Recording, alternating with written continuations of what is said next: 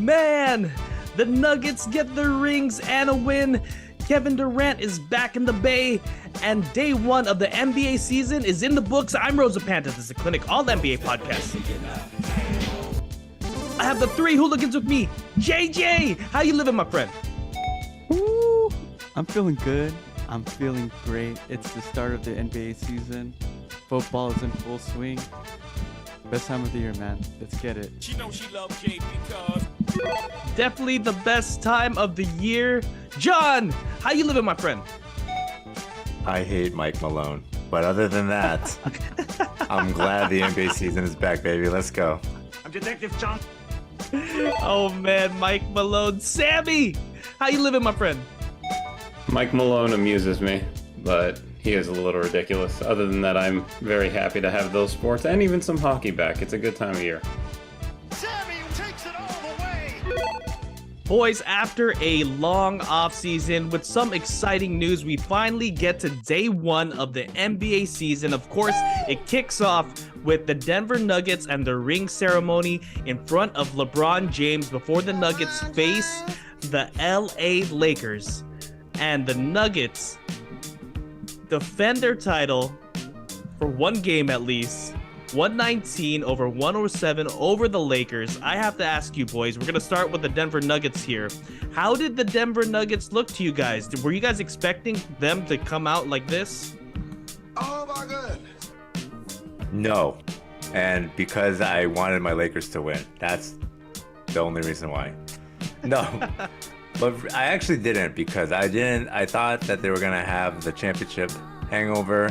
I thought that they were going to be kind of enthralled in the excitement and the celebration, getting their rings for the first time.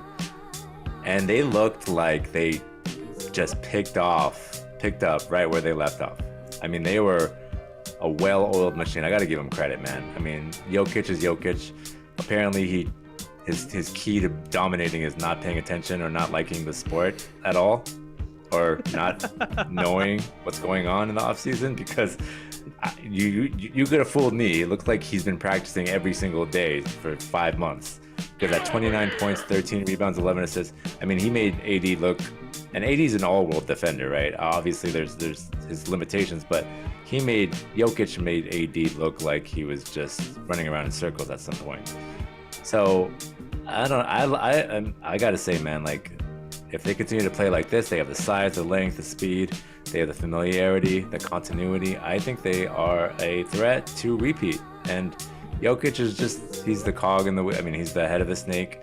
Jamal Murray is a heartbeat, and then they have great pieces. And KCP, my goodness, I cannot believe the Lakers got rid of him so easily. But here's the thing about KCP, right? At 20 points, when he was with the Lakers, he would have 20 points over 7 games. That's just, I don't know whether that's a Lakers thing, a curse, or any guy that comes to the Lakers, they just forget how to shoot, because I don't know, man. It's a little frustrating. It's only game one, but I like what I'm seeing from the Nuggets so far. I don't know. What do you guys think?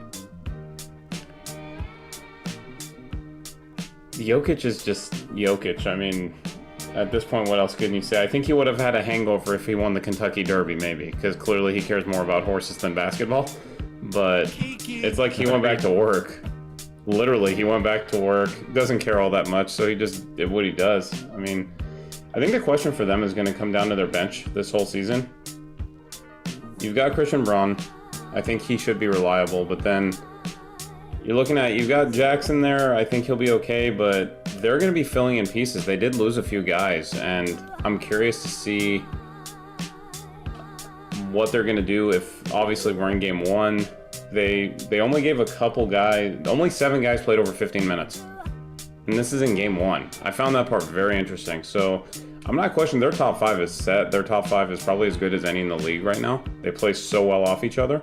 Curious to see what the bench does the rest of the year. But outside of that, the Nuggets, like John said, this might as well have been June, the way they looked. I mean, they looked like themselves, like they just won the title. Same idea. So I was just as impressed. Bruce Brown could be a huge loss, and that kind of remains to be seen. But he was a huge piece. Jeff Green too. I know he's a lot older, but I agree with that sentiment. I think their bench definitely took a hit. But one game, I'll I'll cry maybe later tonight when I try to go to sleep. But other than that, I think 81 more left for my team. What do you guys think? JJ, what do you think about the Nuggets, man? Are you impressed by them? Very impressed, and I like what you said, John, about how usually for a ring ceremony, the returning champs, they always come off with the high emotion. We've seen it with the Heat. We even seen it with your Lakers, the Kobe. Yeah, they come out flat. With the Spurs, even with the Warriors. And remember, fellas, this is Denver's first championship, and for them to come in, play that team chemistry ball, arguably against one of the top defenses in the league, and their starting five scoring in double digits. I mean, I was really impressed. And I know we're probably going to switch gears now, Jun, but I have a few concerns with the Lakers. I do see some things that they could, John could hold his head up high. But what did you see in terms of the Nuggets before we move forward with that? Man, with the Nuggets, I mean, yeah, it all looks the same. I was a little worried for the first three quarters because I felt like the game was pretty tight. But, according to Nikola Jokic, he said that he felt like he controlled the game the entire way. So I don't know if it was more like he was kind of lulling the Lakers to sleep and decided to strike in the fourth quarter. Well, when the game got well out of hand and you saw, the cleanup crew come in for maybe about a minute. But what disappointed me is that there was so much smack talk towards the Lakers' way about Mike Malone being the Lakers' daddy. Even though that's not who they beat in the finals. They decided to make enemies with the Lakers. So I expected the Lakers to come out with a little bit more fire. And I'm going to turn this now, of course, to the Lakers. I mean, what did you guys think of this performance? What are some concerns that you have, if any? What do you guys think? So, from what I saw, John and Sammy, and you guys could correct me what I'm saying is wrong, but I didn't like what I saw from AD. And I'm all about a results type of guy. If you're going to pay AD all that money, you better come with MVP caliber performance. And today, he just fell flat. And there was a significant amount of time where AD didn't even score. So that's Second number half. one. Number two, I thought that LeBron's defense, which has been questioned in recent years, was terrible in terms of help defense. Too many people basically breaking the point of attack on top of the three-point line, so the guards were getting beat, like Russell. And then when AD needed to help, they just made the extra pass, who happened to be LeBron's man. And then you have the likes of Jamal Murray, Aaron Gordon scoring at will off the cuts. The one thing that I did like, boys, was Austin Reeves kind of showed why he's worth that money.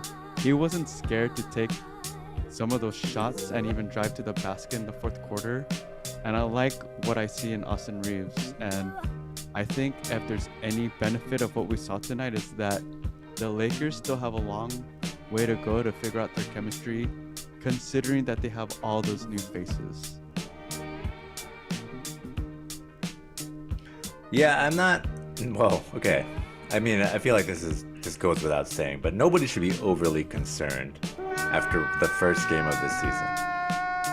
Now, with that said, the only thing that I will say that the AD not scoring in the second half, being the type of premier player that he's supposed to be, the amount he's getting paid, that's unacceptable. But I will say this, I think, and I'd have to rewatch the highlights or rewatch the tape, is that the Nuggets probably made adjustments in the second half, right? Obviously. He scored 17 points in the first half, didn't score any in the second. So I think part of that blame can also go on the Lakers coaching staff. If your player has 17 in the first half, has 0 in the second half, I think it's partly on the player, but that's also partly on some of the things that the defense is doing and how you adjust to that. So I'm going to make an assumption here that the Lakers didn't make the right adjustments to get AD in his spots, get him where he's open, do pick and rolls, do whatever it takes. But to have 0 points and a half for that caliber type of player is completely unacceptable. And there's no other way to put it. LeBron James had 21 points, 8 rebounds, 5 assists. Torian Prince, first game as a Laker, had 18 points, 6 from 8, and 4 from 6 from deep. I actually like that pickup a lot. We didn't see much of Jackson Hayes. Gabe Vincent didn't play too well, but I do think that as they progress in the season, as they get to know each other, as they know their spots, as they hang out, outside of playing basketball, I think they're going to build that chemistry. And I think you'll see the Lakers go on some runs, maybe like 4 or 5 game winning streaks. And I think they're going to still be in the top. I can still see them being in the top 3 in the West, top 3 or 4. But again, AD needs to be the guy. And if you're going to score 0 points, regardless of what the defense does or the adjustments that the team makes, you have to be aggressive enough to not score 0 points in the second half. So a lot of that goes on the player, to me. Now again, I'm not going to overreact. I think the Lakers brought back their core team that made it to the Western Conference Finals, and I think they brought a lot of great role plays. I saw a lot of good things from the Lakers, obviously things that I think they can build upon. And first game down, I think it's they got the nerves out of the way, and JJ's point, Austin Reeves, the White Mamba, hopefully builds up off his incredible year last year. But I'm not too worried. Ask me again though in a couple weeks, and if the Lakers have a terrible record, then I'm gonna start hitting the panic button. But for right now, I'm good. I'm okay. No panic from the resident Laker fan, guys. You shouldn't panic. I mean, it's too early. Your team is deep. This game, to me, just looking at the rosters, it's an interesting comparison because theoretically, you look at the Lakers, and I think you can argue they're legit 9 deep. But compared to the Nuggets, who, as I just mentioned, I think the bench is a lot weaker, their top 2 stars, I'm preferring to the Lakers, are a lot more apt to miss time, but they have the guys to fill in, whereas the Nuggets top 2, I know Murray had the ACL a couple of years ago, but other than that, Murray and Jokic don't miss time. They're always there. So this is going to be an interesting exercise to compare this year. My only question is about Russell and Reeves in the backcourt as a full-time starting unit, and I know we've all talked ad nauseum, the whole league has, it feels like, that Russell's contract is essentially a trade chip. Interesting to me that he played the most minutes tonight of anyone on the Lakers. After the game, they were asking about LeBron's minutes. He played 29 minutes tonight, and the response back was that was the expectation for most of the year. So they're clearly going to try to manage LeBron around 30 minutes. So it's one game, like you said, and it's in one of the toughest places in the league to play. I wouldn't be worried about it either. To me, this was just more, there's some questions I'm curious to see how they play out and develop otherwise. And with the Lakers specifically, is the bulk of this roster the final product, or are they going to do a little bit of maneuvering throughout the year, particularly with that D'Angelo contract as the year goes, depending on how things start off? So that's what I'm curious about. What did you guys see? I'm definitely interested to see what they do with D'Angelo Russell, just because, like, whenever I see him on the floor, he doesn't really pop to me. He doesn't really gel well with the rest of the unit. It seems like he's trying really hard to fit in, but doesn't quite mesh well. So I'm kind of curious to see what they do with that piece, because I do agree that it is probably a trade piece down the line. I don't know if you guys agree with that as well. But as far as the minutes management, that kind of made me raise my eyebrow was that Rui Hachimura only played less than 15 minutes. And he was a big part of what they were doing last year. And I don't see why they would want Rui to play less minutes in a game where the Denver Nuggets, they're so big. Mm-hmm. They're big, they're long, and you need some muscle, and you need to take pressure off of Anthony Davis. I don't think it's an accident that Anthony Davis didn't have a great second half if you don't have someone taking the brunt of that work like a Rui Hachimura. I don't know if you guys sort of see that the same way, or what do you guys think? I think the 15 minutes for Rui was being game one and trying to incorporate Torian Prince, Jackson Hayes, Gabe Vincent, Jared Vanderbilt was out. Christian Wood, typically our starter. Christian Wood got minutes. So you have a lot of new guys that they're trying to incorporate. So I think it's going to take some time for Darvin Ham to figure out a rotation. And to Sammy's point, they are 9-10 deep, right? A lot of these players would get significant minutes on other teams. So it's going to take some time, I think, for them to figure out, what units work best together and how many minutes guys should get. And Rui at 15 minutes, I agree with you. I don't think that's going to be a reoccurring thing, but I do think that they try to, play guys a lot more. And I think that's going to happen early in the season for every team, not just the Lakers. You're going to experiment a lot more early on than you would later in the season, right? Where things start to tighten up and records are really making or breaking, the standings. So. Yeah, so I think I wouldn't freak out if I was a Laker fan in this situation, just because your top players didn't play heavy minutes, while on the other end, the Denver Nuggets, I mean, they pretty much played like a 7-8 man rotation trying to win this game because they thought that this was an important night to win, while the Lakers, it seems like they're trying to figure out the rotation. But barring any injuries, we're going to talk about Denver again. What percentage would you give the the Denver Nuggets a chance to repeat this year after seeing game 1 against the Lakers? I'm going to start with, let's see, JJ. I think they are the favorites. Like, hands down, they are the favorites to repeat. So what percentage would you think? I would say 50% over the field. Wow. Yeah. John? I disagree with that. Because, and no disrespect to that answer, JJ. I mean, everyone has their opinion, even though yours is going to be wrong. I hope I'm wrong. I'm wrong.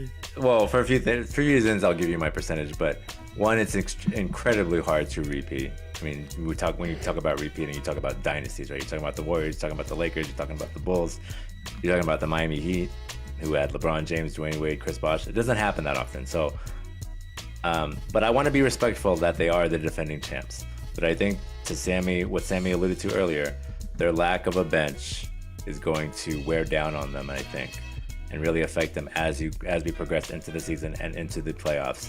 And it's if game 1 is an indication, their starters are going to be playing heavy minutes. So I'm going to give them a 27% chance.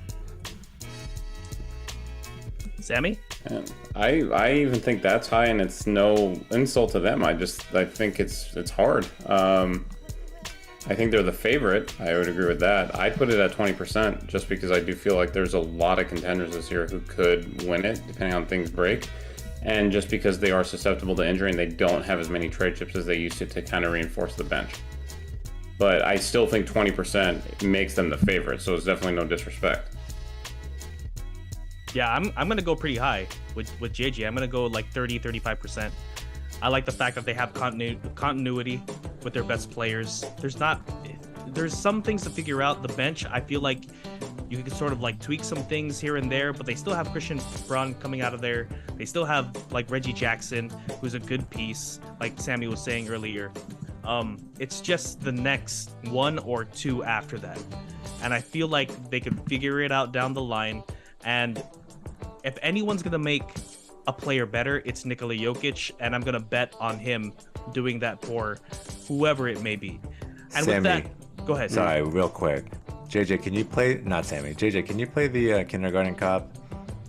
Who is your, real quick, who is your daddy? Who is your dad? I need to hear it. Who is my daddy? Who is my daddy? And what does he do? Who is my Mike daddy? Malone. Mike Malone, and he's the coach of the Denver Nuggets. All right, there you go. Just to Oh, finish this off. you We may need to clip proceed. that. We need Just- to clip just- that. Just to finish this off, I'm going to call my shot now. Call it a total hunch. I think Tyus Jones is a Laker by the trade deadline. Just going to throw that out there now. Ooh, I like it. And with that, we're going to take a short break with a word from our sponsor. Are you tired of constantly losing your bets on unfair gambling apps? Our sponsor, Parlay Play, has the best lines to increase your chances at winning it big. Not only does it have great lines, it's also an awesome app with a community feel.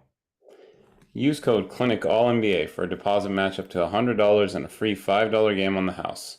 They also have a feature called Slide the Line where users can raise or lower a line of their choosing.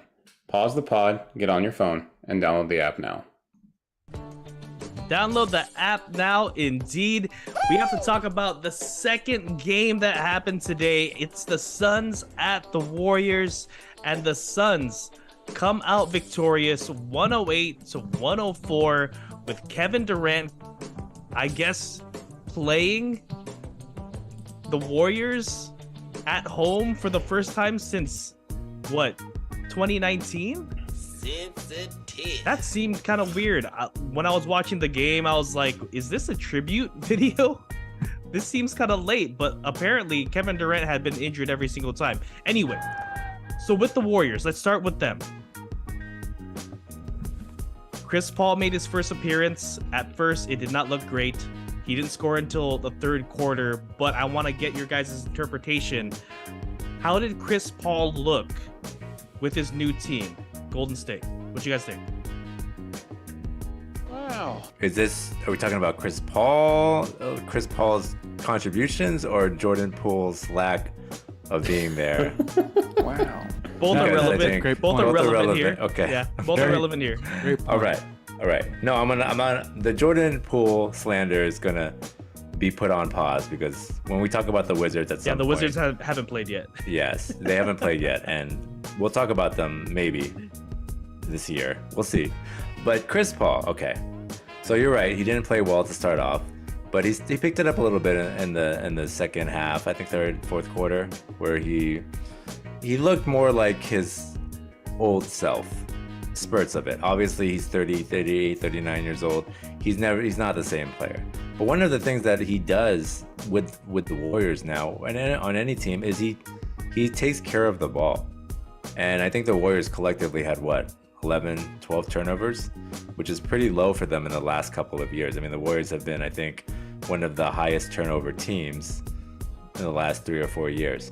So, I mean, they were in this game. They gave themselves a chance to win. Obviously, game one is a feel-out game. There's a lot of things that are not going to be regularities moving forward into the season. I mean, Klay Thompson didn't play particularly well. His shot selection is left to be desired at some moments. I know JJ is shaking his head in approval, or at least,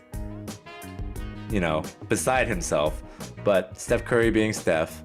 And honestly, I think it'll take time for them to gel. Draymond didn't play, so that's obviously a consideration. But also, Beal didn't play, so we didn't have our full units here. But overall, I honestly think he didn't do poorly. I thought he did okay for his Chris Paul's inaugural game. I just think, he's limited, right? But again, addition by subtraction, you got rid of a real detriment, not only on the court but off the court. But Chris Paul, a lot of time for him to gel and get in with the unit. But I think it's going to be, it's interesting too, because he started, right? And do you guys think he's actually going to remain a starter when Draymond comes back? They were talking about this, and so I wanted to get your thoughts. Do you think he's going to be in the starting unit, or do you think he's going to be relegated to the bench once Draymond comes back from injury? I'm going to defer. You guys are going to know better than I am on that, and I'll pop in based on your feedback. Jay, Ro, what do you guys think? Interesting. I thought you wanted to answer since Chris Paul has been your favorite player for the past Forever he will be. Yeah. But that's why I want a more impartial take than mine. I mean, Lob City, the greatest era that's ever lived.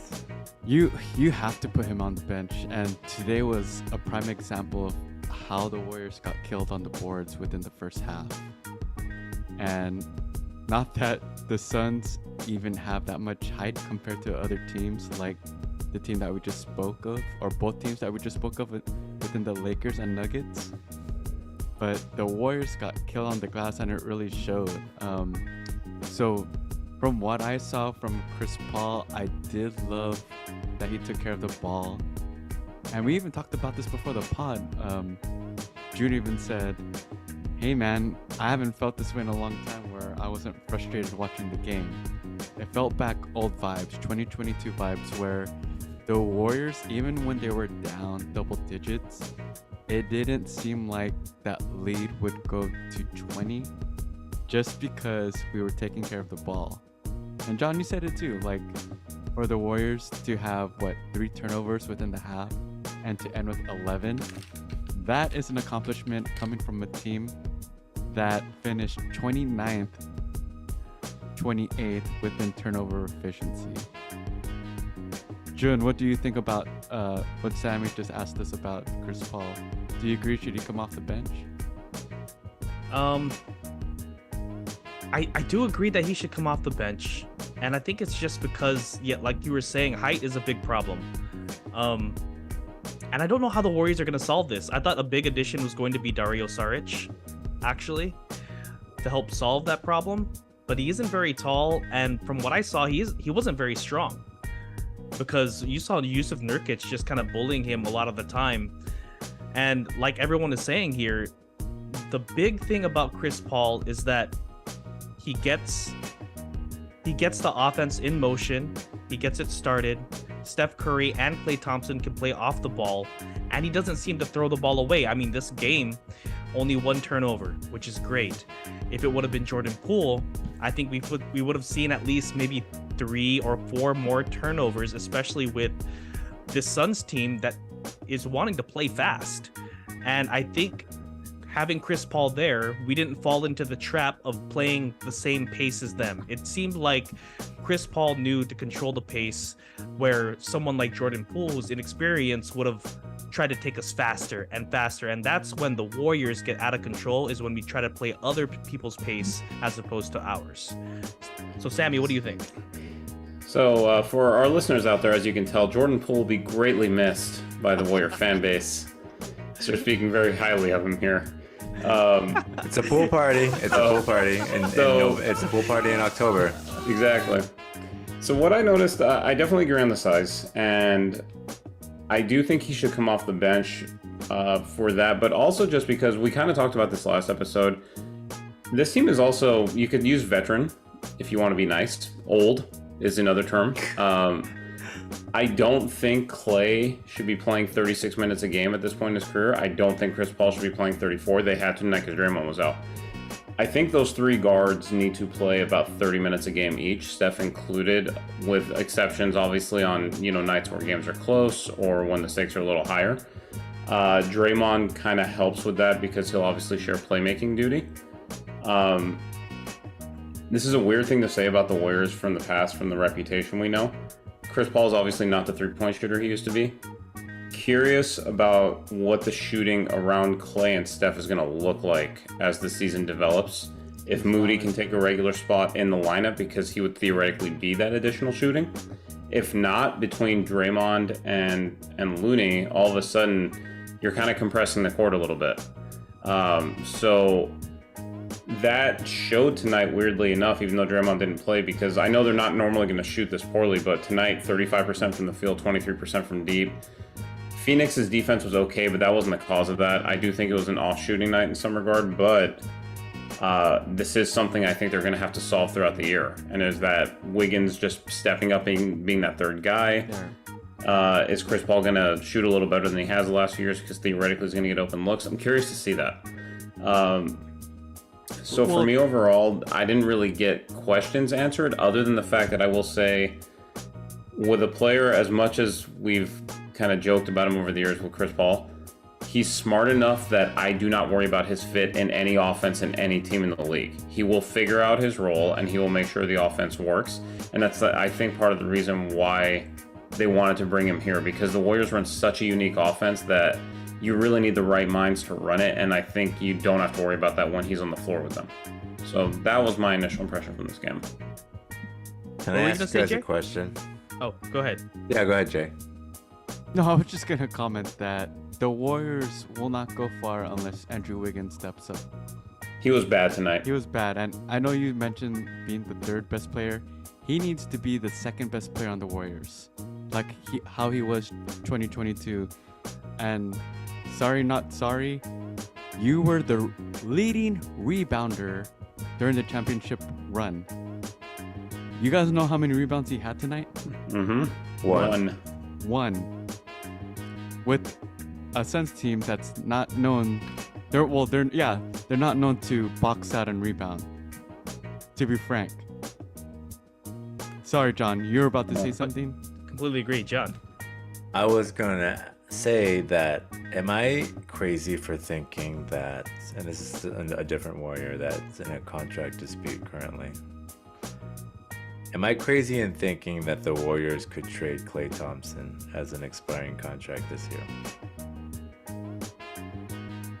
Man, I want to say no, just because I'm such a huge fan of Klay Thompson, and it'd be completely weird to see him on a different team, especially if it was the Warriors doing, like sending him to another team. But that might be the piece that you would be willing to trade in order to get other pieces, if you know what I'm saying. So I think it's definitely possible. Go ahead, Jay. Sorry, Jun. Mike Dunleavy literally said 48 hours before Jordan Poole got traded, "We will not trade Jordan Poole. He is our future." And they Well, traded his ass. That's at the same time that's Jordan Poole. It's a little different, yes. So here's the thing: could they? There's a Jordan Poole rule in this Yeah, podcast. Could they? man. Or yeah, they could. Should but they? Will Should they? Will they? I think it would make sense. I don't think they will, just because The legacy. the legacy is one thing, and you're not making that trade without getting. I know they. Steph Curry's We always, buy-in. yes, Steph has to sign off on it, and I can't see him doing it. I just don't think they would do it without getting his okay, because that's just like, these guys are linked. The three of those guys are linked. Draymond, like, they would trade him without telling Draymond. I don't doubt that, but You You guys know, are I wrong, agree. okay? That's but not that's 100% right. I think. we're wrong. I think No. more than anything You're it's not because wrong. of Steph. We're not wrong. you're yeah, not I wrong. just- But No. when Dunleavy got the reason that one of the rumors is that Bob Myers left the Warriors because of the contract disputes with the legendary four, including Iggy. Mhm. Okay, and he did not want to have any decision making with the youngsters who he drafted with Moody and Kuminga. Trading Wiseman was already within the organization drama. Mhm. So, by having Dunleavy, you basically break all that equity, because Dunleavy is and not supposed to care about the past. He's supposed to care only about the future. And I agree with you. Clay, Dre, and Steph have built the equity where if they want that Kobe loyalty from the Lakers, where you get overpaid for something you've done in the past instead of what you're supposed to provide for the future, by all means, they deserve it. I think, right, Jin? Yeah, they definitely deserve They it. deserve it, Especially their most recent championship. I mean, they basically proved like, hey, we're getting older, but we could still do this. Yeah, I wouldn't put it past Dunleavy. And it's, they're really in a tough spot with that contract, because what I hear is that Klay Thompson wants 4 years, a 4-year contract, and that the Warriors are only willing to do 2 years. So it'll be interesting if he actually does become a trade piece. Klay Thompson for Siakam, yes or no? Oh man. Yes. You have to do that. Yeah. 100%. You have to do that. That's an easy yes. Yeah. That would break my heart. Thanks, John. But yeah, I think I would do it. James Harden for Klay Thompson. No. Hell no. I just wanted to throw that out there so he doesn't go to the Hell Clippers. to the no. Okay, let's talk about the Suns real quick, guys. All right. Yes. So a little bit of a new look Suns.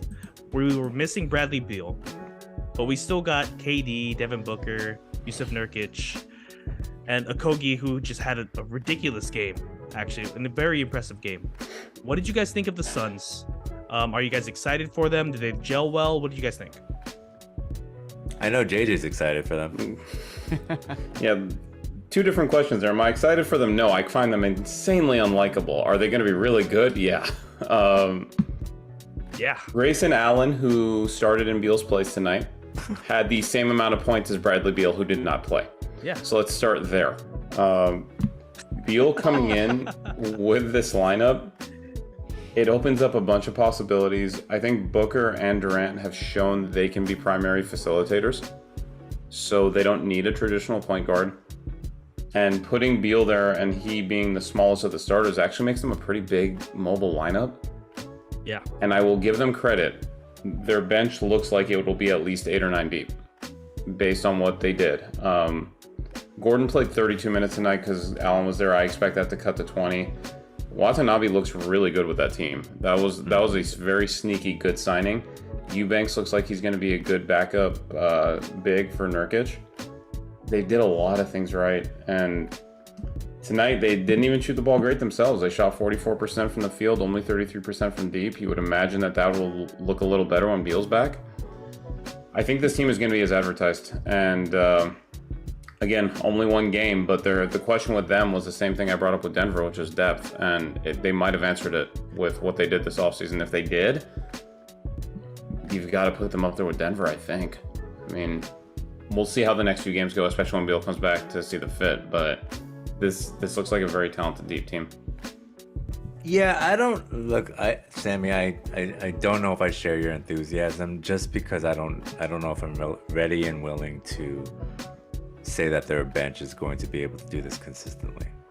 Eubanks, I know he played well. I know that Eric Gordon, he didn't shoot particularly well, but he made some big shots down the stretch. He had Grayson Allen. I'm sure he's not going to put up as many points as the four of us again, consistently. Hopefully not. But Watanabe, I do like a lot. I think he's a great piece. He fits well with everyone. But again, I think it remains to be seen if they can do that consistently. Their bench. Obviously, with Kevin Durant, Devin Booker, and Bradley Beal, you have three of arguably the best mid-range shooters in the league. Jimmy Butler's probably in that list. And so their buckets, their certified buckets can get a bucket, 2 points and 3 points at on any given notice, at a moment's notice, whenever they want. So the trying to stop them is going to be very difficult. But the super teams, the top heavy teams, we have seen a trend lately that does not work anymore. So I'm gonna reserve my judgment of what. But again, to Sammy, what Sammy said is true. Is that if their bench can consistently do what they did tonight and show out, and they can be 8-9 deep, they're going to be a problem. But that, to me, that's a big F. So we'll see. I mean, for me personally, I like their depth. And the fact that Bradley Beal is not there, I think it's a big deal, especially when you have the second unit out there. I think we saw a lineup, a crazy lineup of Okogie, Gordon, Eubanks, Watanabe, and someone else in the second quarter. And you have to imagine that either KD, Bradley Beal, or Devin Booker would be in that lineup to kind of help the second unit, because those three, you could rotate those minutes so they don't have to play a lot of minutes. So I don't know. I personally like this squad. I think they are in contention they're probably the second best team in the West, in my opinion, especially after seeing the way that they can play, the way they can score and fast. I agree. After the Lakers. There you go. But I'm going to take us to our last topic here. I want to talk about Jordan Poole just one more time. So Steve Kerr made several attempts to convince Draymond Green to take Jordan Poole out to dinner. And this is, of course, when they were on the same team and after the punch. It's not a tumor. He was considering this, or he was giving this advice to try to smooth their relationship by going out to dinner. And then Draymond Green, I guess, declined, or he said no, he's not going to do that. What do you guys think of this kind of weird news that came out yesterday? JJ, please start us off on this one. I'd love to hear what you think. Would you also do that, Jay? Would you say no? Yeah. This is one of the things where you can't force grown men to do things that they don't want to do. But you can, but you shouldn't. You shouldn't. Yeah, you can, but you shouldn't. But no, let's not get this, let's not get this twisted. Draymond Green was in the wrong for punching Jordan Poole. Even though Jordan Poole probably said some idiotic stuff to Draymond, and probably some of our fans out there might even think that it's, justified. For the sake of the team, they should have been cordial and professional. So I don't know if a dinner would actually help it, I don't know. It's kind of weird, right? Like, what do you say? If I punched you in the face, it was publicized all over the world. YouTube had millions of hits and people were watching it, commenting on your social media. And then a month later, my dad told me to take you out to dinner. Would you go out to dinner with me to try to bury the hatchet? As an olive branch, would you go out to dinner with me? That's a fair point. Are you paying and where are we going? Yeah, See, I think that's a little different though, because like you and JJ have had like years and years of like friendship, and Draymond Green and like Jordan Poole don't, you know. So I think it's like slightly different, just because like I think there would be maybe a chance that you guys could like bury the hatchet, but the fact that like these are just like professionals playing basketball, they probably don't hang out outside of work. It's more like a coworker, right? If you punch a coworker and your boss came up to you and said, "Hey, you got to take this guy out," and I offer that person like, "Hey, you want to go out to Popeyes or whatever," and just kind of talk, like that person is definitely gonna say no, and I don't think I would even do that. Sammy, what do you think? I'm with you. I mean, like JJ was saying, you can't tell grown adults like go be friends, or you know what I'm saying? Like, it's not gonna happen, especially with Draymond is obviously a strong personality. He's gonna do what he wants to do. This was doomed. After the punch, we really learned that this season was never gonna get off the ground, and maybe, who knows, maybe Draymond took him to dinner and just dropped him off in Washington. It's hard to say. But let me ask the non-Warrior fans here. Can you, when I say you, John and Sammy, can you two blame the Warriors not winning last year's championship and the 2019 championship on Draymond? Because according to non-Warrior fans, Draymond's the reason that KD and JP left. last year, no. Last year, blame- no. No? I think last year just the talent level wasn't quite there in hindsight, because let's put it this way with Poole.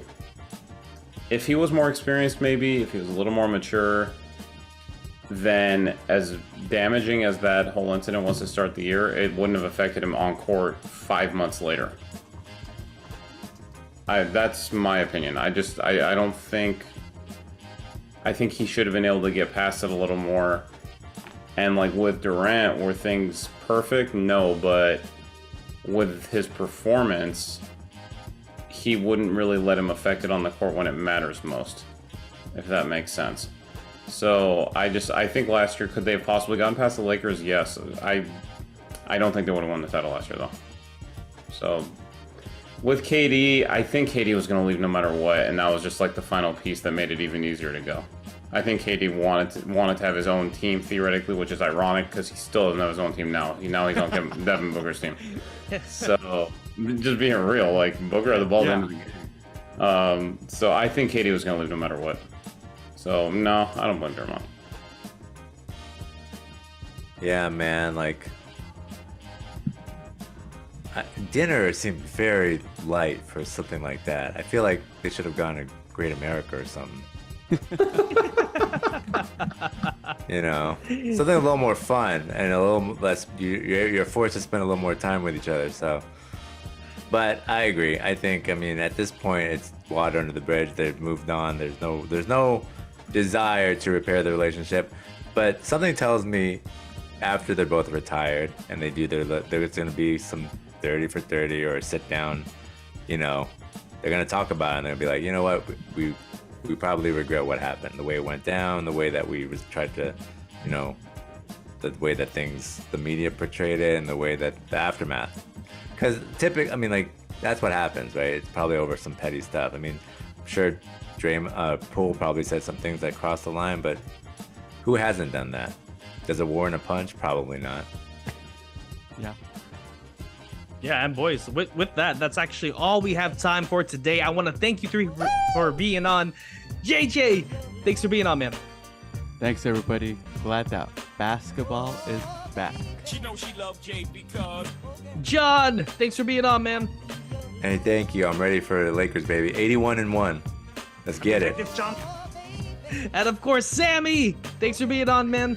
Thanks, man. Hopefully, I will not join this unhappy trio after tomorrow's Clipper Blazer game, but we You will will. see.